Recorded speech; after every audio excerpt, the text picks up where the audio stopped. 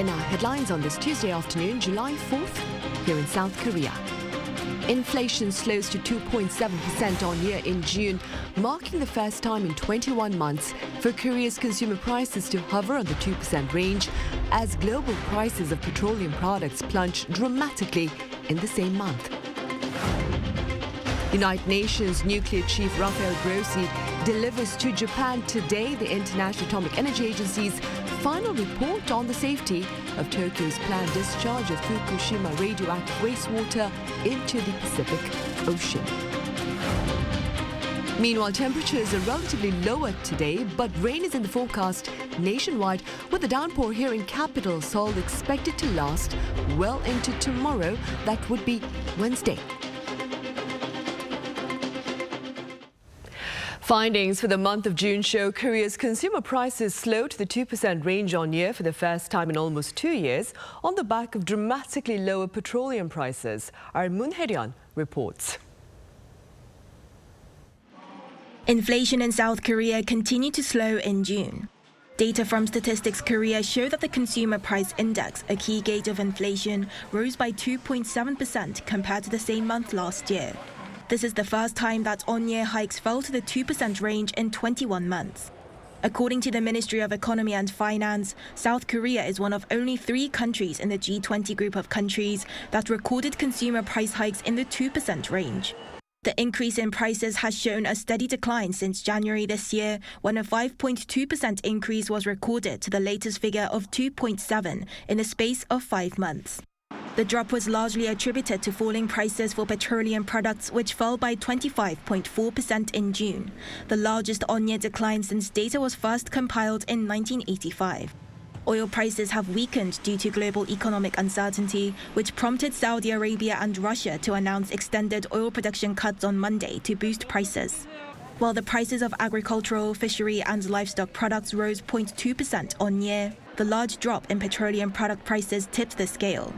Excluding these volatile categories, core inflation was measured to have risen by 4.1%, marking the lowest on-year rise since May last year. Meanwhile, energy prices rose significantly. Electricity, gas, and water prices were up by nearly 26%. This is the third consecutive month that energy prices have seen hikes in the 20% range. The price of dining out also rose by over 6%. Consumer prices are expected to continue to be affected by higher energy prices over the coming months amid increased summer demand. International prices of raw materials and exchange rates could contribute to a rise or drop in prices, depending on the economic situation at home, but rising public utility bills are likely to factor in a rise. By region, the capital experienced the highest price increase on year at 3.4%. Moon Hae-ryun, Arirang News. And President Yoon Seok made note of government efforts to stabilize consumer prices to the 2% range. Presiding over the country's 18th emergency economic meeting earlier on this Tuesday, he also called for efforts to push through with policies to further ease the cost of living via bills on housing and medical care, as well as national finance.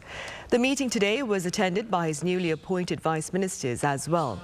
President Yoon pointed out that the second half of the year will prove to be a critical inflection point as it sets the tone of the administration's economic policy direction for the rest of the year.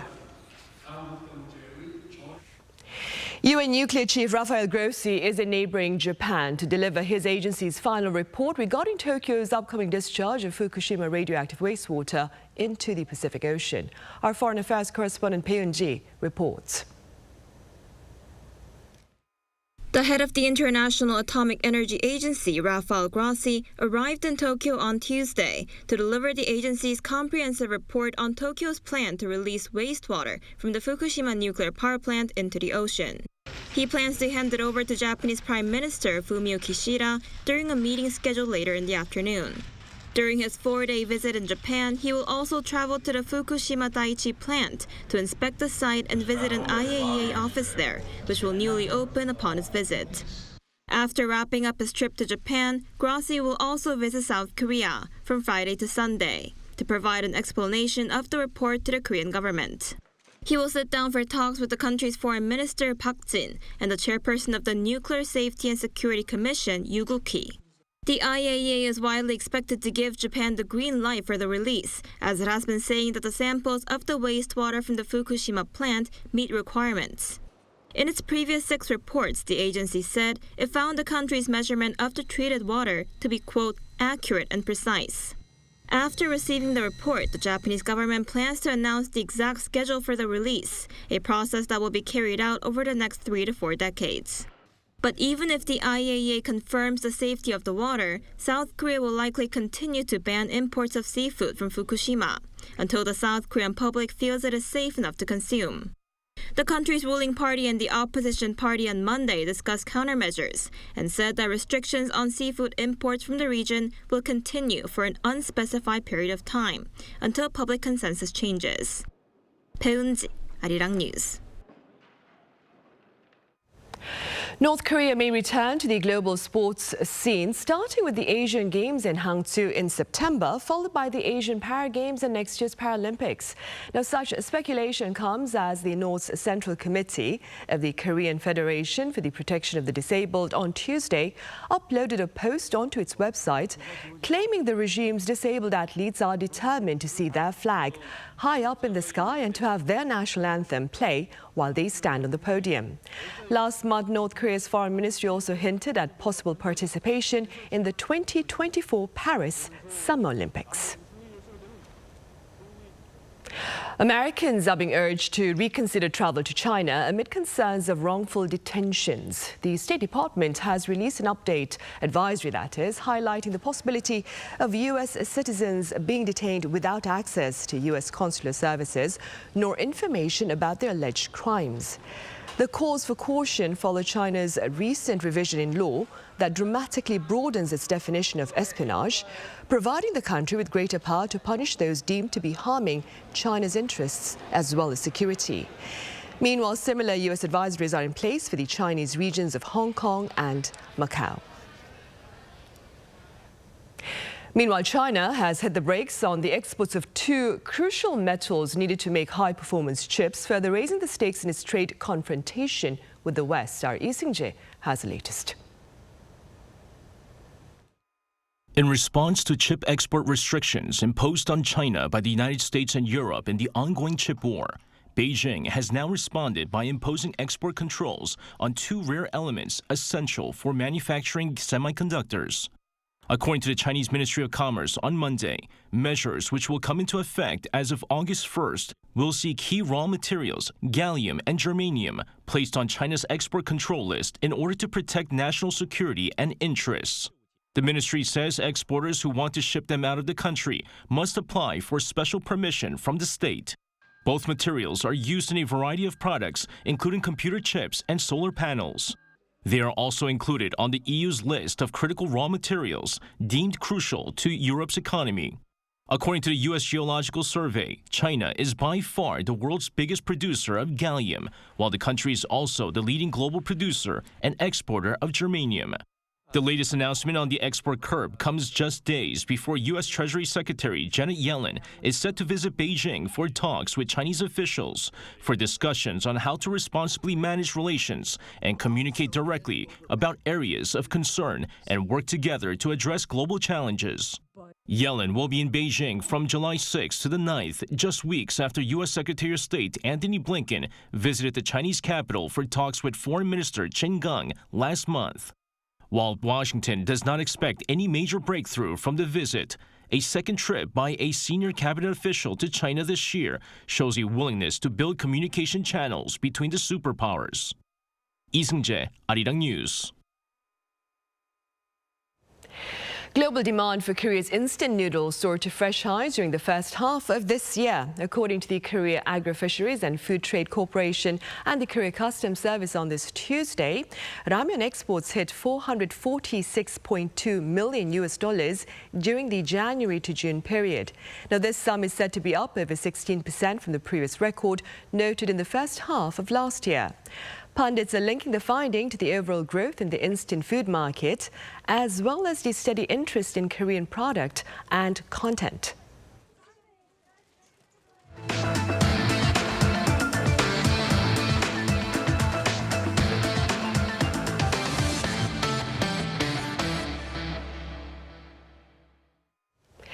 Capital Seoul saw a sweltering, sleepless night yesterday, with the mercury staying well above 25 degrees Celsius even after sunset. And while temperatures are relatively lower today, monsoon rain is in the forecast nationwide. Our Shin Se-byuk reports. Seoul had its second tropical night of the year on Monday night. The sweltering overnight temperatures followed a daytime high in Seoul of 34.9 degrees Celsius for the hottest day of this summer so far. And even after the sunset, the heat persisted with the low in the capital hovering around 26 degrees. A tropical night occurs when temperatures stay a minimum of 25 degrees Celsius between 6 p.m. and 9 a.m. I came out for a walk, but it's scorching hot out here. I'll just take a 30-minute stroll and head back in. I don't think I can sleep well if there's no air conditioning today. Meanwhile, the stationary front that pounded the southern region with rain all day yesterday is traveling northward. By tonight, the whole nation is expected to get soaked by monsoon rain, which is only expected to get heavier overnight. 30 to 60 millimeters of rain per hour is forecast for the central region and parts of Gyeongsangbuk-do and Jeollado provinces. Those in the western part of the country should brace for as much as 150 millimeters of heavy rain. Along with nationwide downpours, thunder, lightning, and gusts of wind are also in the forecast. Rain will continue until Wednesday afternoon before easing off, and there will be some relief from scorching conditions thanks to the nationwide rain. Daytime in Seoul will be 6 degrees lower than yesterday at 29 degrees, Jeju and Busan at 27 and 26 degrees respectively. But expect a heat wave to return across the country later this week, along with heavy downpours for Jeju on Friday and Saturday. Shin Se-byuk, Arirang News. Also on the local front, a couple was recently blessed with the birth of 4 healthy babies, but the new parents have just discovered they may not receive many of the benefits pledged by authorities to boost rates. Our Kim Jong-sil tells us why. Meet Cha Ji-hye and Song Li-won, who recently gave birth to Lizzie, Roxy, Vision, and Sherlock. 3 girls and 1 boy. They told me it was twins at first. The next week, they said triplets. The week after that, they said quadruplets. I was very worried about whether my wife could deliver all those babies. The birth of these babies made headlines across the country, prompting people to send gifts and support with no strings attached. But it wasn't until after giving birth that the mother of the 4 found out that she and her husband were not eligible to receive state benefits. We were told we exceeded the income limit, so we weren't eligible to receive many of the benefits. And the ones we can receive, the amount was really small because every policy is centered around just 1 baby. World-renowned demographics expert David Coleman said he's astounded by the policy. People who have 4 babies at once deserve all the support and praise that a nation in search of a higher birth rate can possibly give them. And I'm surprised that the regulations don't permit some flexibility in that. It wasn't just the reality of the policies that worried the mother. These days, I'm most concerned about going back to work after maternity leave. I'm beginning to doubt whether I can survive when I return to work. According to a recent report by Statistics Korea, South Korea recorded the lowest number of births in April since records started being kept in 1981. For the first time, less than 20,000 babies were born during the month. While many other factors still remain hampering the birth rate, including housing and education costs, experts said the status of women may be the key to solving this issue. This is because countries with high birth rates offer a considerable amount of state support that enables women to work and take care of children at the same time. One of my wise colleagues is fond of saying that if you look after the interests of women, then population will look after itself. He added that change can happen, but that it requires society to realize that it is necessary. Kim Jong-sil, Arirang News. And Korea's coast city of Gangneung is hosting the world's largest choir competition. Under the theme of peace and prosperity for all, the 12th World Choir Games has some 8,000 participants from 324 choirs representing over 30 countries this year. The event kicked off earlier on Monday and will run until July 13th. The competition began in the year 2000 and is held every 2 years. Korea's southern port city of Busan hosted the event back in the year 2002. Staying on the cultural front, one of the highlights of the Bucheon Film Festival currently underway here in the country is the focus on one actor and his or her contributions to the movie industry over the years. Well, this year the spotlight is on Korean actor Choi Min-sik, and my colleague Lee Soo-jin had the pleasure of meeting up with him. Do take a listen.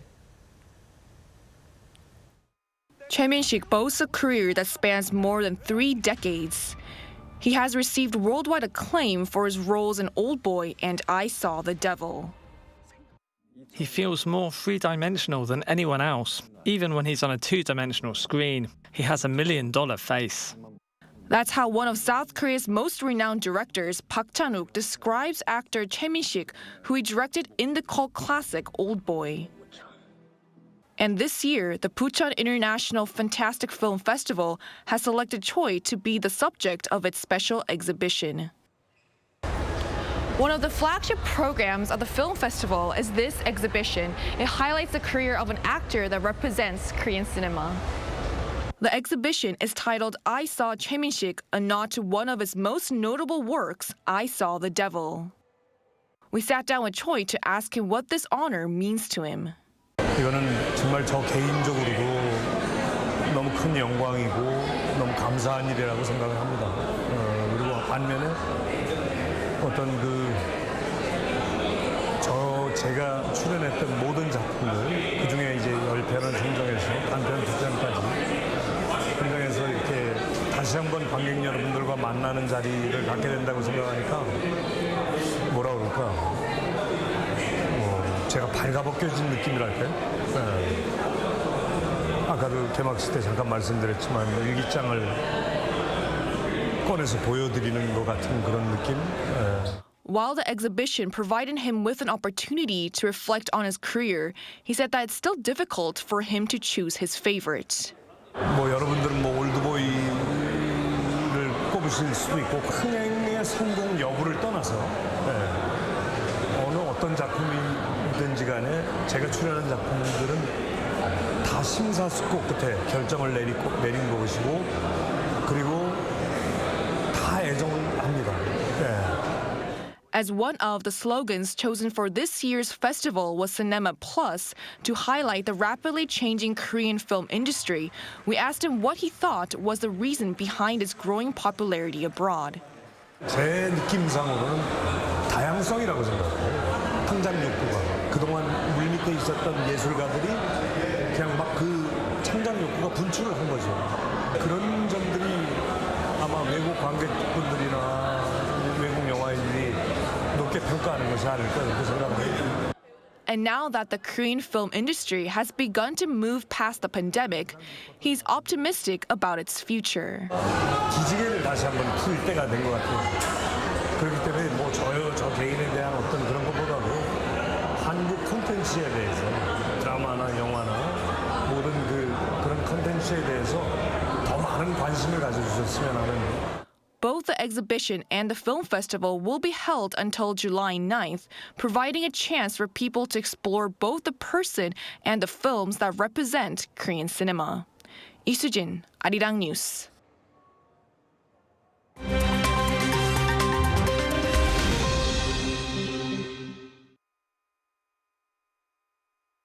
Let's take a look at what's going on in the world now. At least 9 people have been killed and around 100 wounded in a major operation by Israeli forces in the West Bank's Jenin refugee camp.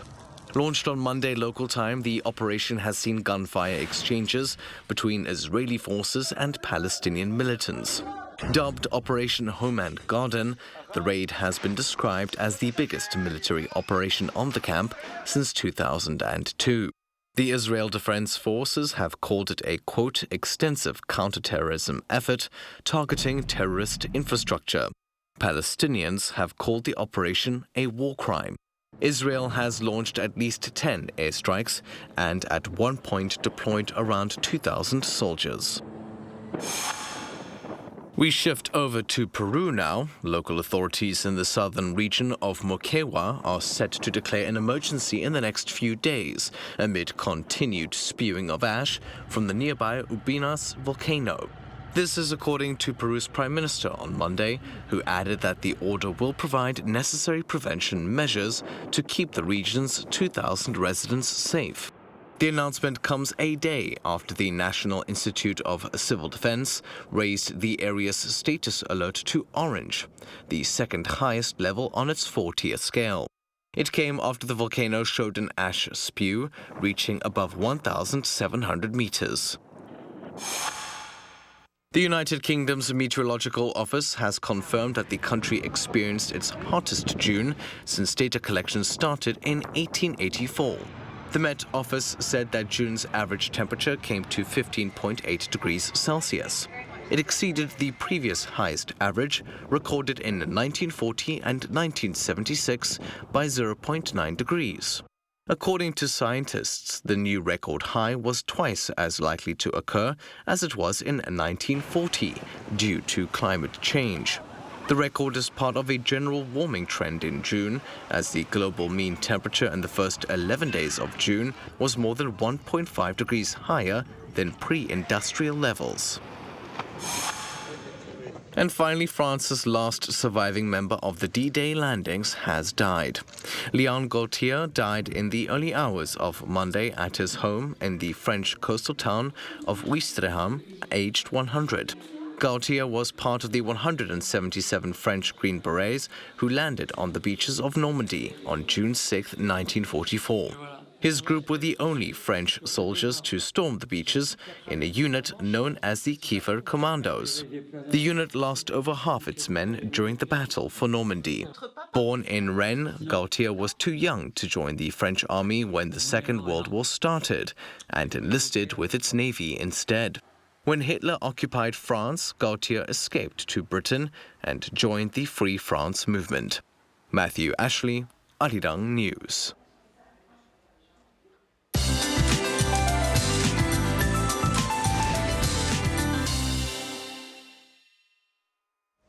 Good afternoon. After yesterday's scorcher, we need to brace ourselves for downpours again. Until tomorrow morning, the capital, Chungcheong, Namdo, and Jeju could see more than 150 millimeters, and Chungcheong-Bukdo could see more than 120 millimeters. Now, rain could pour down 30 to 60 millimeters an hour from tonight into tomorrow at dawn, along with thunder and lightning. Now, the capital experienced the hottest day of the season so far, with the mercury reaching close to 35 degrees yesterday afternoon, and strong sunshine was no help. But today's rain brings relief from the intense heat wave, with most regions seeing highs going down 3 to 5 degrees lower than yesterday. Well, not surprisingly, Seoul had a tropical night with temperatures remaining above 25 degrees throughout the night. And this afternoon, most of the central regions are seeing highs in the upper 20s. Now, rain should let up by tomorrow morning. After a short break, rain makes its return at the end of the week to certain parts of the country. That's Korea for you, and here's a look at the international weather conditions.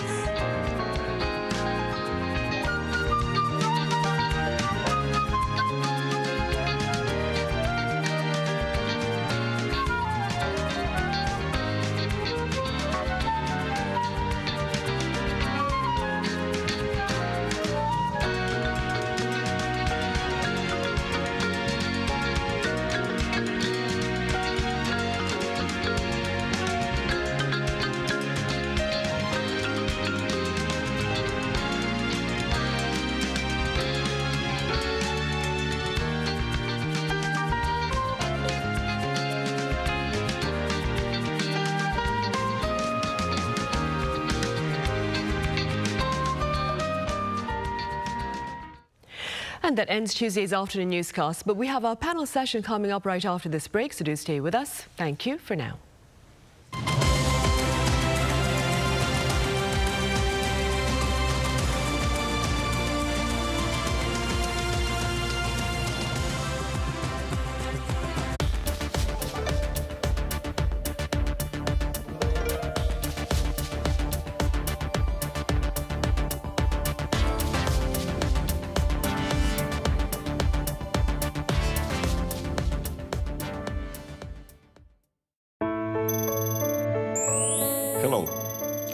Ernei Müller, Ambassador of Slovenia to the Republic of Korea. Right now, I see Korea shining in the world. Korea has many strengths, and the global presence is already here. Slovenia will continue to establish the presence in the international scene.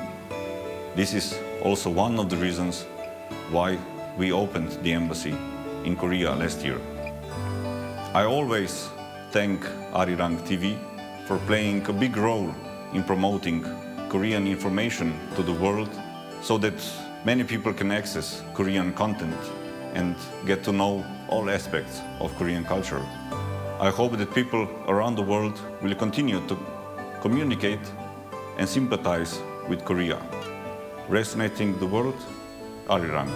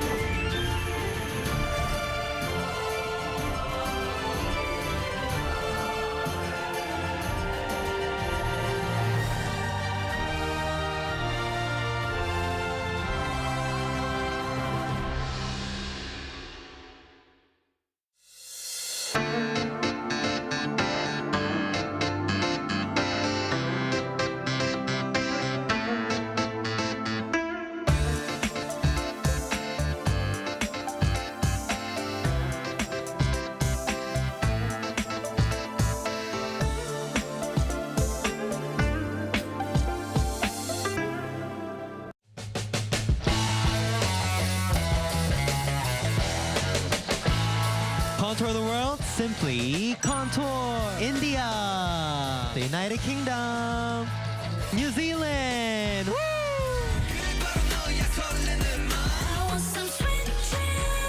I'm excited. You excited? Of course. Yeah.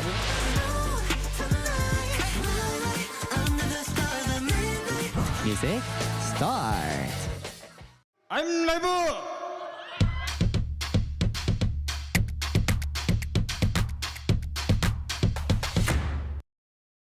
저를 도와주시는 분들이 저희와 함께 해줄 수 있는 세션분 아무리 봐도 없지. 텐션 같은데 아니라고 아무도 안 하는 거고.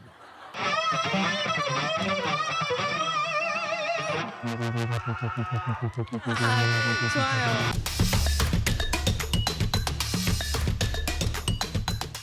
하나, 둘, 셋. Hey, Mr. Cupid, look my way. Make sure you listen to what I say. I may be stupid or quite naive.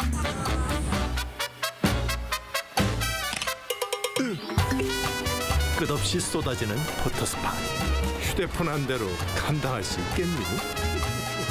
Arrow straight through my heart.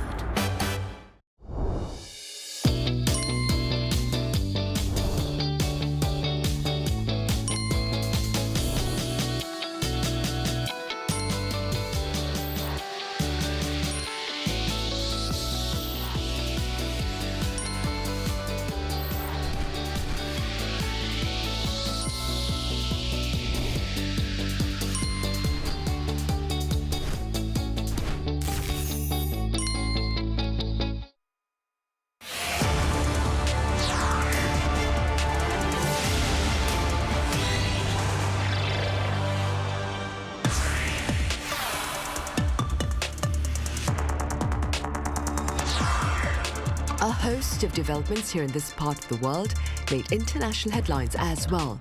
ranging from President Yoon Suk-yeol's calls for a shift in stance in Seoul's Unification Ministry to conflict over the location of this year's Queer Culture Festival in Seoul and Korea's shrinking population.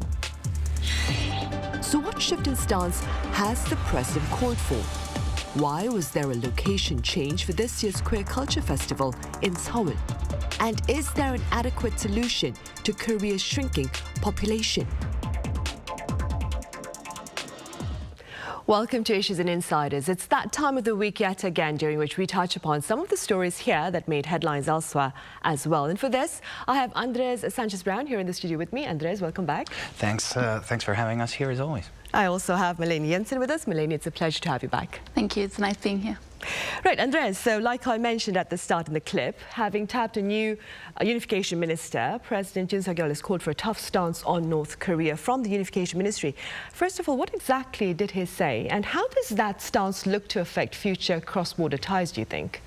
Well, as you mentioned, President Yoon Suk-yeol tapped Professor Kim Yong-ho to take over Kwon Yong-se as the new Minister of Unification. The Ministry of Unification is the one in charge of ties with the North. And then I think I mean, we should talk about Professor Kim's background here. He is considered, compared to Kwon, more of a conservative. He's a professor of political science and diplomacy in Songshin's Women's University. And, you know, he's a person who's a well-known advocate of respecting human rights in North Korea and someone who has said that ties between both Koreas won't be genuinely good until Kim Jong-un's regime is toppled. So that said, and pending an endorsement from the National Assembly, because they have to do a hearing still, President Yoon Suk-yeol, right after tapping Professor Kim, said that the Ministry of Unification up to this point had acted a little bit like the North Korean Ministry of Aid, and that was wrong.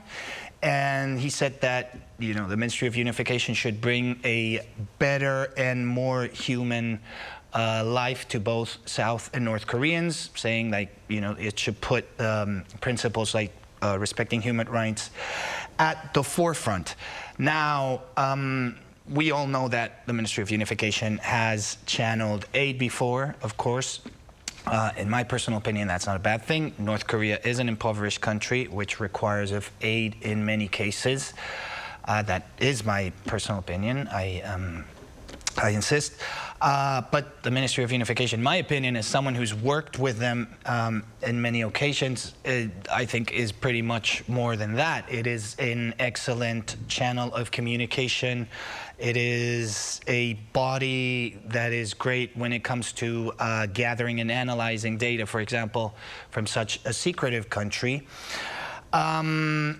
How is this stance, this new stance from Yoon Suk-yeol going to affect ties by naming Kim? Well, personally, I think that going for more confrontational positions probably is not the best approach. That's, again, my personal opinion.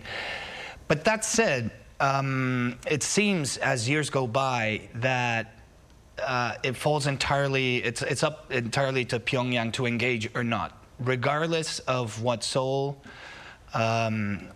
tries to come up with, we've seen, at least for the past 10, 15 years, that it's up to the North to engage with the South. And since we don't really know, as I said, this is such a secretive country, we don't really know what the policy making looks like there.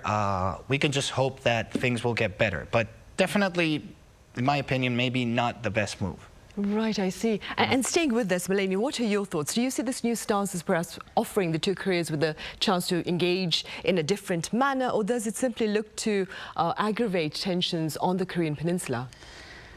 Well, for my part, I think I agree with what have just been said, that I can't really see the more positive side of this change in like giving less aid to North Korea and taking this harder stand. I think it's as simple that Yoon Suk-yeol is really trying to step back from the Moon Jae-in government policy, where Moon Jae-in was often being told as being a little bit too friendly towards North Korea. So I think this is a very clear statement from the Yoon Suk-yeol administration that they will now be taking a tough stand on North Korea. And it might also be the response to like the many very aggressive and very much confrontal moves that we have seen from North Korea in the past couple of months only. If we look at it last year, North Korea fired more missiles than ever recorded, and also now they have made a lot of comments towards South Korea and being very angry about this South Korean-American military cooperation. So this might be a way of for the Yoon Suk-yeol government to show that they are displeased with North Korea. But showing displeasement is, in my opinion, not the right way to go if we are trying to create better diplomatic ties between North and South Korea. Right, and against this backdrop, Andres, there's been a bit of coverage about how Hyundai Group chairperson Hyun Jung-un had applied for and then withdrawn a visit call to North Korea's Mount Kumgang. Could you tell us a bit about that? Yes, exactly. On Saturday, the North Korean regime announced that they completely rejected any request by the Hyundai Group chairwoman Hyun Jung-un to visit North Korea. We should remind viewers that, of course, South Korean people trying to visit the North require permission from the government to do so. So basically, the Hyundai Group had actually just requested it to the Ministry of Unification, precisely. But even before the ministry finished reviewing this petition, this request, North Korea said it wasn't even going to contemplate reviewing it because it is still keeping its watertight enclosed borders policy that it activated in 2020 when the pandemic started, and that it's not going to let anyone in. And actually, so far, for the past 3 years, I believe the only person that we know that has actually gotten into North Korea is Chinese ambassador to North Korea, Wang Ya-jun, who actually presented credentials, I believe, in April. He's the only one who's been let in the country. Now, why would the Hyundai Group, and in this case, Chairwoman Hyun Jung-un, want to visit Mount Kumgang in North Korea? One might wonder. Well, her intention was to hold a ceremony to honor her late husband, Choi Min-sik, who passed away in 2003, just like she did for the last time, I believe, in 2018, when it was the 15th anniversary of his passing. Now, why does the Hyundai Group in this case have such a connection to a place like Mount Kumgang in North Korea? Well, Chung Mong-hun was the son of Chung Ju-young, who was the founder of the Hyundai Group, a very important, well-respected business person in South Korea, and a capital figure when it comes to both Koreas, to trying to get both Koreas to talk to each other. He was a person who actually gave a lot of aid to the North, as we remember, and the fact that he was actually born in what is now the Korean part of Gangneung province, where Mount Kumgang is located, actually got him the rights to operate facilities targeted for South Korean tourists, such as hotels, for example, in Mount Kumgang.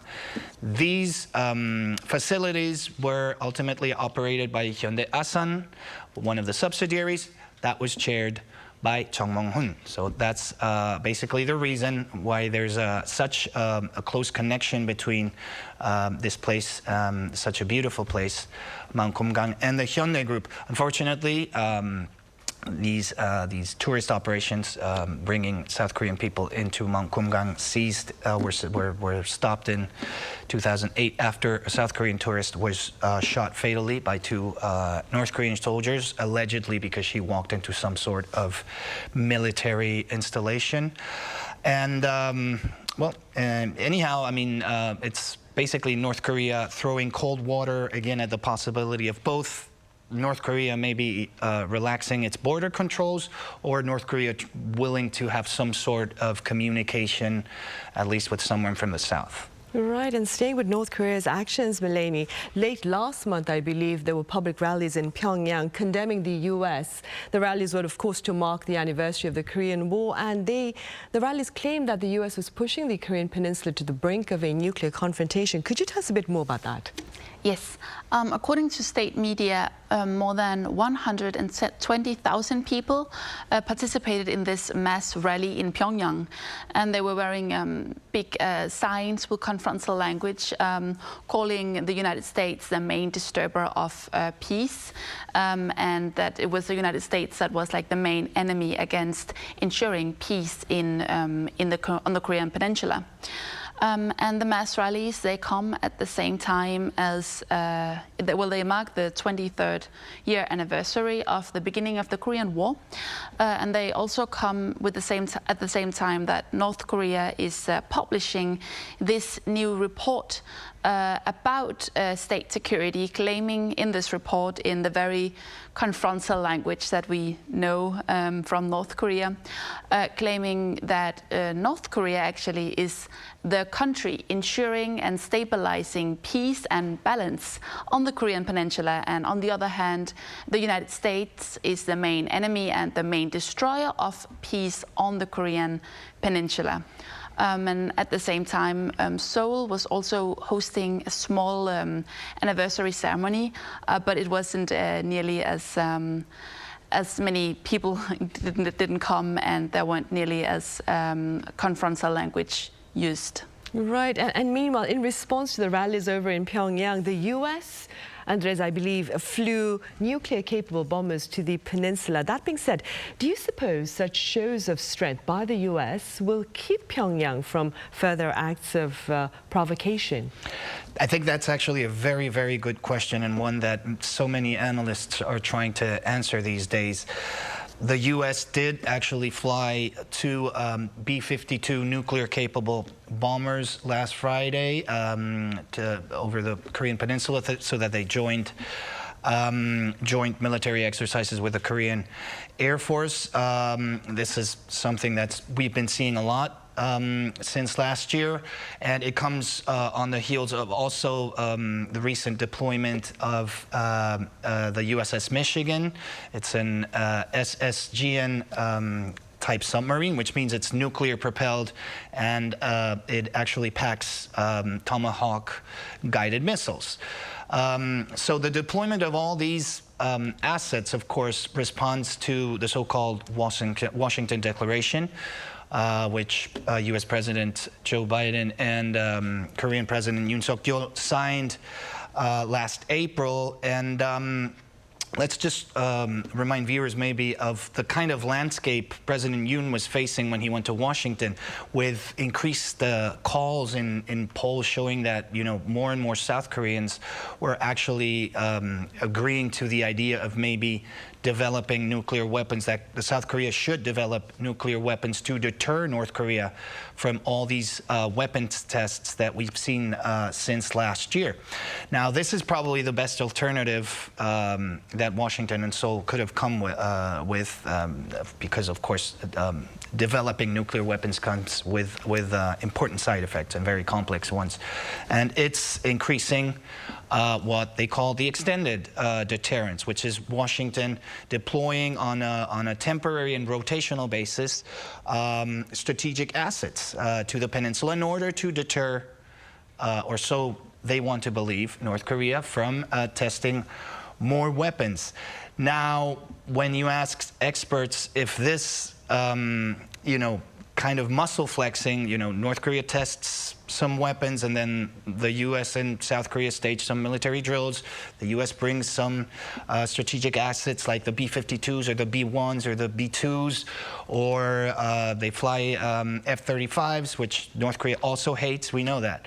We know that they're scared of them, but we also know that it makes them angry. So experts, I think, in the end, are trying to figure out who's the first, both actors, who's the first one who's going to start maybe, you know, toning it down a bit. And then we'll see maybe a gradual de-escalation. I have to say that North Korea, for the past 2 months, as Malin just mentioned, hasn't tested those many weapons, especially compared to last year when we saw just record number of missile tests. So I'm hoping that maybe in the next few weeks, maybe in the next couple of months, we'll see how it goes, but maybe this could be the start of some sort of de-escalation. Maybe we won't see the deployment of as many U.S. strategic assets in the peninsula. Maybe, who knows? Hopefully we'll keep our fingers crossed for less tensions. And beyond inter-Korean ties, Melanie, Seoul hosted its annual Queer Culture Festival this past Saturday. There was also a bit of talk about the location of the event this year. Tell us about that. Yes, so since 2015, if you don't look at the COVID restricted years, each year the Seoul Culture Festival has been staged outside of City Hall. However, this was not the case this year, as the spot had been taken by a Christian youth concert. And for those of us who live in Korea, we are all well aware that there are many Christian groups that are opposed to the Pride, the Queer Festival, because of it involving homosexuality and queerness, which some of these very old-fashioned Christian groups are against. So there was this concert at City Hall, meaning that the parade had to be moved outside, a little bit away from the City Hall and marching through the city. And very opposed to what I have been reading in mainly Korean media, which has been claiming that this was a degradation of the festival. Actually, I was there during the parade and interviewing some of the people present, and some people were actually saying that they preferred being a little bit more outdoor, because the festival usually being held at the City Hall is in this kind of box, which can make it very difficult to go in and out, and usually the Christian groups are gathering around the box, shouting slogans and spreading hate towards homosexuality, towards the queer environment, but meaning that they were placed outside of the box actually gave them more air. It was easier to access the pride. It was easier to begin the march. It was not the same feeling of being a crowd, too many people, and like a too little space. Right, or being enclosed in a very small space then. Melanie, a Gallup poll here in the country shows that 4 out of around 10 South Koreans are in support of legalizing same-sex marriage. That being said, how does that particular finding compare to findings perhaps in Europe? Well, I think in many places in Europe, we don't have these kind of surveys so often anymore. And the reason is that the majority of people just naturally support same-sex marriage. As we can also see, almost all, I think it's 24 out of 27 EU countries have already legalized same-sex marriage. And this started happening like 20 years ago. So during the 2000s and the 2010s, most countries in EU actually already legalized marriage, same-sex marriage, that is. So now most homosexual couples can get married in churches or wherever they please. And I think there is, in general, a very big support from the different communities in the different countries to this specific thing. I know for a fact that in Denmark we have a very big support of homosexual rights, of queerness.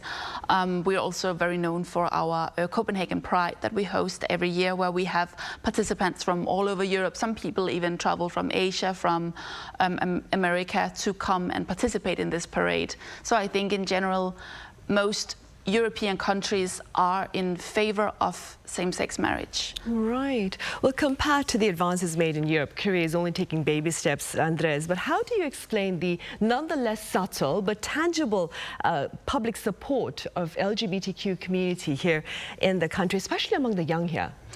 Yes, actually, I've been covering the Seoul Queer Culture Festival every year since I came to Korea, and I can actually say that the support seems to be growing, and especially among young people. This meaning that I see younger and younger people actually attending not only the parade but the festival itself.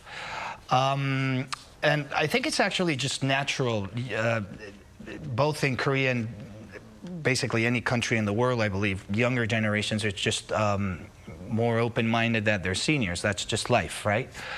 In Korea in particular, we can probably say that there may be a larger gap between younger people and their parents and grandparents. On one side, because Korea looked really different 20, 30 years ago. I actually can't think of any country in the world where you know, if you grab someone, a Korean person in the 90s and put him in a time machine and take him to 2023, he really wouldn't recognize this country.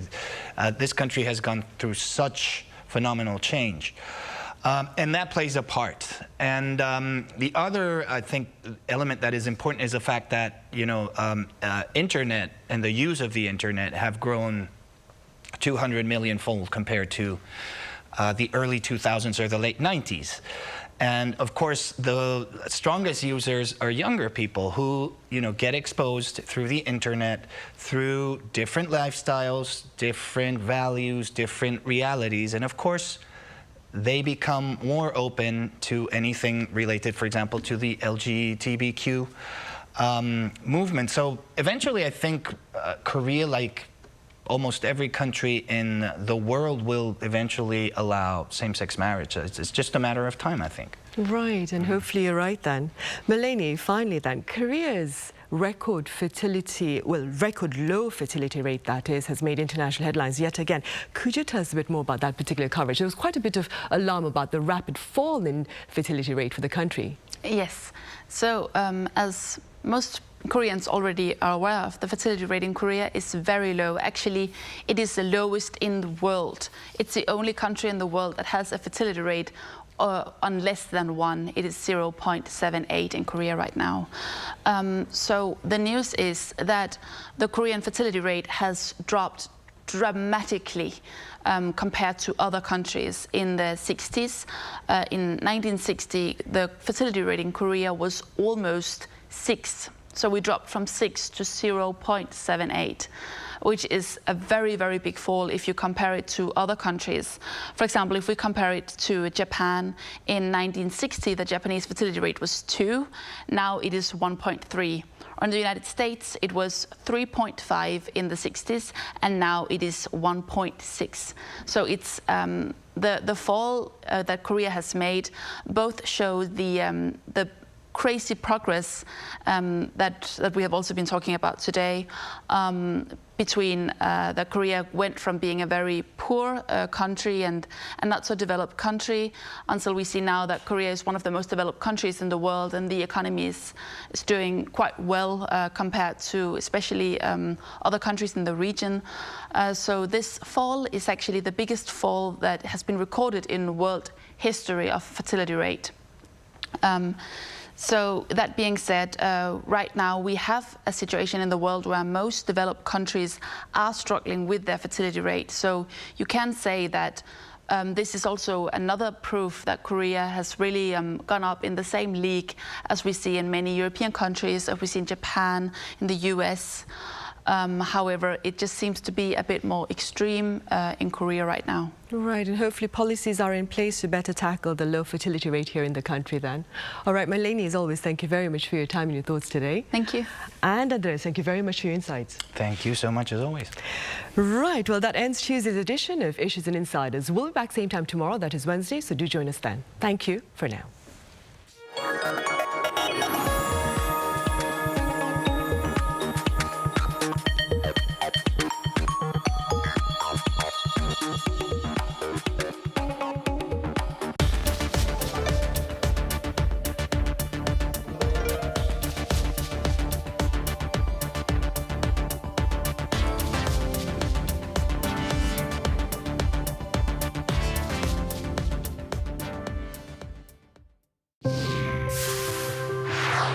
Mabuhay!